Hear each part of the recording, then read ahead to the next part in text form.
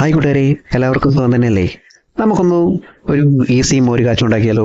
വെറുതെ കുറച്ച് മോരൊക്കെ വീട്ടിലിരിക്കുന്നുണ്ടെങ്കിൽ ഇതേപോലെ ഒന്ന് തട്ടിക്കൂട്ടിയാൽ മാത്രം മതി. വളരെ രുചികരമായിട്ട് നമുക്ക് തന്നെ കഴിക്കാം. ആദ്യം എണ്ണ ഒഴിച്ച് കടുകും ഉലുവയും പൊട്ടിച്ചെടുക്കുക. അതിലേക്ക് നമുക്ക് ആവശ്യമുള്ള അത്രയും സാധനങ്ങൾ ചേർക്കാട്ടോ.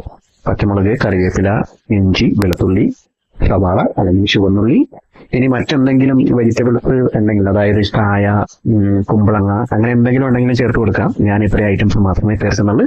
അപ്പൊ ഇതെല്ലാം നല്ലതുപോലെ ഒന്ന് താളിച്ചെടുത്ത് അതിലേക്ക് ആവശ്യത്തിന് ഉപ്പും മഞ്ഞൾപ്പൊടിയും ചേർത്ത് നല്ലതുപോലെ ഒന്ന് ഇളക്കിയതിന് ശേഷം, നമ്മളതിൽ മുളക് പൊടിയൊന്നും ചേർക്കുന്നൊന്നുമില്ല കേട്ടോ. എന്ന് വെച്ചിട്ടുണ്ടെങ്കിൽ പച്ചമുളകിന്റെ എരിവും മാത്രം മതി. നല്ല എരിവുള്ള പച്ചമുളകാണെന്നുണ്ടെങ്കിൽ ഇത്രയും ചേർക്കണ്ട. പിന്നെയെന്ന് പറഞ്ഞിട്ടുണ്ടെങ്കിൽ ഈ മോര് താളിച്ചത് ചുമ്മാ ചോറിലേക്ക് ഒഴിക്കുമ്പോഴത്തേക്കും ഒന്ന് കടിച്ചു പറിക്കാൻ വേണ്ടിയിട്ടാണ് ഇത്രയും സവാളയും ഇത്രയും പച്ചമുളകൊക്കെ ചേർത്തത് തന്നെ. അപ്പോൾ ദേ നമ്മളുടെ താളിച്ച് വെച്ചിരിക്കുന്ന പൂസ് റെഡി ആയിട്ടുണ്ട്. ഇനി മറ്റൊന്നും തന്നെ ഇല്ല.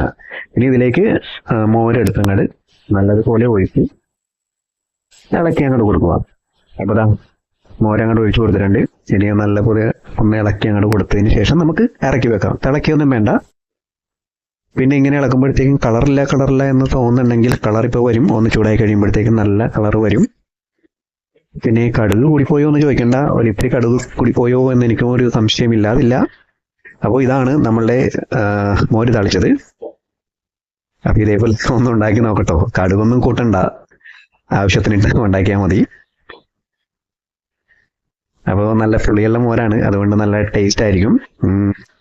അപ്പോൾ എല്ലാവർക്കും ഇനിയും മറ്റൊരു വീഡിയോയിലൂടെ എല്ലാവരെയും വീണ്ടും വന്ന് കാണുന്നതായിരിക്കും. സ്നേഹത്തോടെ അല്ലു.